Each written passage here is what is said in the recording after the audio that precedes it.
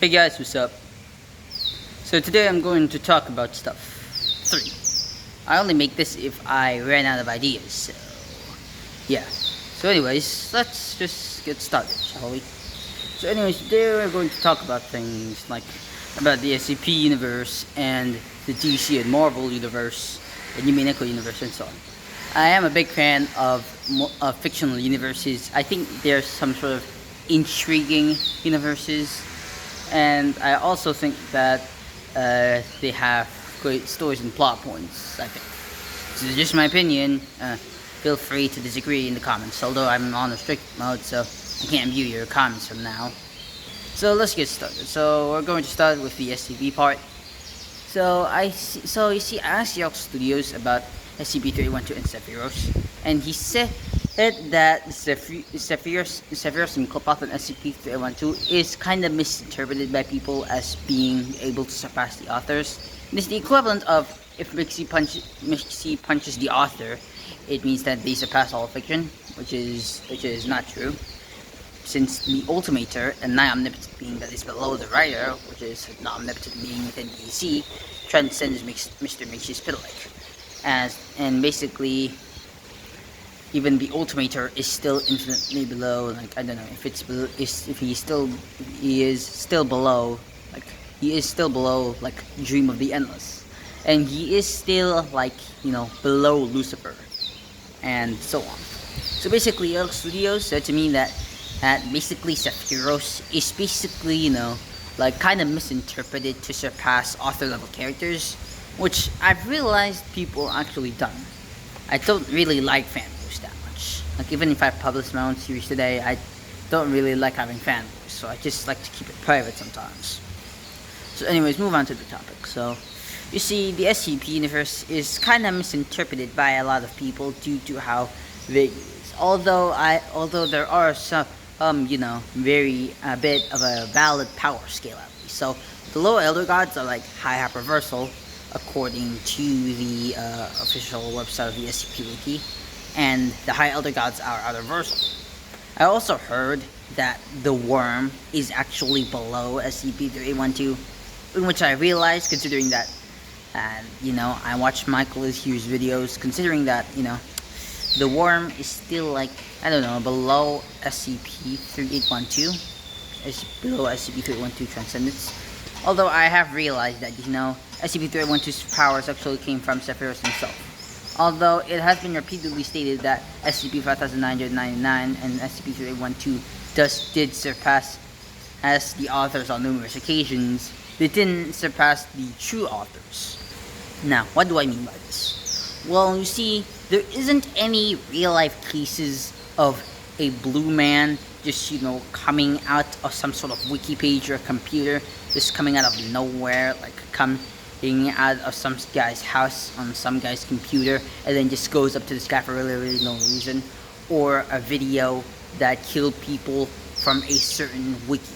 There isn't any real-life report about that, because if there is, then I guess that's a valid explanation, although there isn't any real-life report. So, yeah. And now let's move on to Marvel.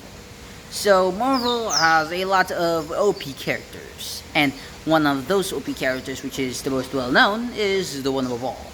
It's basically the true supreme being of the Marvel Universe, for that matter. However, people think that the One Above All is not omnipotent due to Infinity Conflict. It's just Jim Starlin, It's just Jim Starlin attempting, to make his character Thanos the most OP ones, and he also has been kicked out of Marvel several times due to making this, and Marvel has declared Infinity Conflict non-canon. So I suggest you don't use that as an argument. And also, there are also a lot of OP characters that are still below the One Above All, although I do still believe that the One Above All is omnipotent, omniscient, and omnipresent, and he is also the writers from Marvel, which would include Stan Lee and Jack Kirby, and including other Marvel writers as well. However, I'm going to talk about some OP characters that are although below the One Above All, is still worth mentioning, such as Oblivion. Like, Oblivion is basically like the dark side of creation of sorts, and he's basically non-existent. Is that if all of creation dies, everything will go on to him, basically. And we also have the Living Tribunal and other cosmic abstracts like Eternity and Infinity, and both are high hyperversal. And also, there are also some Skyfather tiers like Odin. People underestimate him to like God of Destruction level, but in reality he's beyond that, since his fight with Seth is basically going to tear apart the fabric of the multiverse. And he can also fight on par against Surtur, in which his flame is capable of destroying the entire world tree, which contains infinite universe-sized dimensions. And also, I forgot to tell you guys how OP Sephiroth is. Although they are still a little below the real authors of the SCP universe, despite what they want you to believe, like SCP-312 transcending the author and being above it, or SCP-5999, killing the authors. Although that hasn't happened in real life. This would mean that Sephiroth and Qlipoth also, still below, like, SCP-001 Swan's proposal at least. Or either Sephiroth and Qlipoth are, like, I don't know, like, below Swan's proposal, or it's just a part of them, and Sephiroth and Qlipoth are both, different writers. Although, I do really think that, Swan's proposal is, like, above SCP-3812 and Sephiroth. Although Sephiroth is pretty OP, he is, like, above narratives, like, above infinite and neon. He's, like, above infinite narratives, and SCP-3812 transcends narratives, although his transcendence won't be able to affect or even reach Sephiroth and Qlipoth, since Sephiroth is the one that gave SCP-3812 his powers in the first place. And then we have the Worm, who is basically like some sort of narrative-eating monster of sorts, depending from what I've heard from Michael Lucio himself. Although, from Yelk Studios' perspective, the Worm is below SCP-312. Also, thanks for Yelk Studios for providing me some information about the SCP universe. You see, Swan's proposal is below Sephiroth and Qlipoth. It's because Swan's proposal, like I said, are like, the writers of the SCP universe, and are the real authors. And so basically, Swan's proposal is the true supreme being of the SCP universe, and so therefore should logically create these characters in the first place.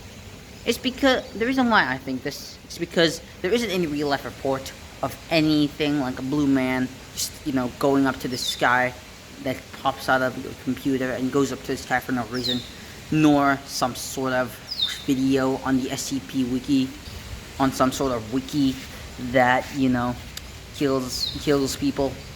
Like, that has never happened, nor are there any real life reports anyway. But still, the SCP universe is pretty OP, and I am still a fan of the SCP universe. Although I don't like how people misinterpreted Sephiroth and Qlipoth nor SCP-312. I think it's due to the authors, I guess. Although I still doubt about that. Now, let's move on to Marvel. So, you see, Marvel has its own pretty OP stuff, like, and we got the Pre-Retcon Beyonder. Now, if you're probably wondering why you only use Pre-Retcon Beyonder, it's because the Post-Retcon Beyonder is basically weaker than the Pre-Retcon Beyonder. So it is very good to, use that type of Beyonder on versus debates. There's also Maya, Mad Jim Jaspers, and the Lords of Shambhala, who is above the Pre-Retcon Beyonder. And Maya and the Lords of Shambhala use all of Marvel continuity as a game, and Mad Jim Jaspers views all of Marvel continuity as a figment of his imagination. Even then, they're still infinitely below, like, the Divine Creator, the Fulcrum, and the Dreaming Celestial, who basically ascended to the level of the Fulcrum. And even then, they're still below Oblivion, and even Maya and the Lords of Shambhala, I think in that one comic issue, says that even they will eventually return to Oblivion. And not kind of Oblivion, destruction, I mean the entity Oblivion itself. Also, a fun fact, Oblivion used to be one of the cosmic abstracts, but is now retconned to be more powerful than the Living Tribunal himself and all of the Marvel multiverse. But even then, some of the high-tier universal threats, like for instance, like the Divine Creator, the Fulcrum, the Divine Celestial, and so on, and I think is still infinitely below the one of all. Although I think the Fulcrum is the one of all himself, or he is some sort of aspect of the one above all. And now let's move on to DC. So DC has pretty OP characters, and the most powerful ones is the Rider, who is basically the supreme being of the DC universe, and can basically write, and basically control the stories within DC. And then we have the President, who's basically omnipotent. Although I watch Rick Camper's videos, I'm sorry if this triggered a lot of DC fans, but the President is not omnipotent, only like nigh omnipotent at least. But even then, he is still pretty OP. Since Lucifer Morningstar, despite being below him, is very powerful, considering that he has control over all of creation. All of creation also includes the God Sphere, which is infinitely above the Bleed, which contains infinite spatial dimensions. And Mixie, contrary to popular belief, is not a spatial being, or is not bounded by spatial temporal rules. He is rather an outer-versal being. Although despite being below the Endless, as I've shown in previously, he is still pretty powerful, ever able to destroy an infinite number of dimensions in that one comic book issue of DC called World's Funniest. So yeah, Mexi is pretty OP. However, the Endless is still pretty OP, as even Dream of the Endless is above the Ultimate, who transcended Mr. Mixi's public. So yeah, that's how powerful DC is. They even have True Form Darkseid, who is outer-versal. And basically the Sphere of the Gods contains multiple platonic archetypes, and basically contains platonic concept, which alone is universal. So yeah, that's how OP the DC universe is. And then True Form Darkseid is, very, very powerful. He's like an outer-versal level threat. And in one comic issue, he basically destroyed the multiverse. He's simply casting his shadow, who in the multiverse is basically threatening the multiverse itself. And there's also some misconceptions about the dimensions within DC.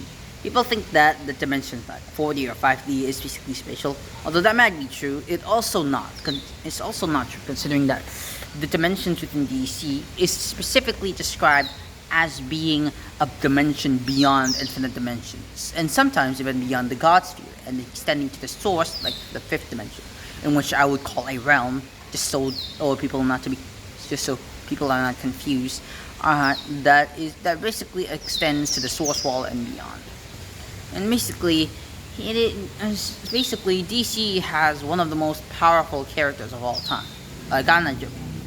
They have really OP nigh omnipotent characters. Like, their nigh omnipotent characters is like, OP characters, like Perpetua, who can basically destroy the entire multiverse, which includes the God Sphere and the Mono Sphere, which basically made Perpetua one of the most powerful beings in fiction, only being like below some characters, and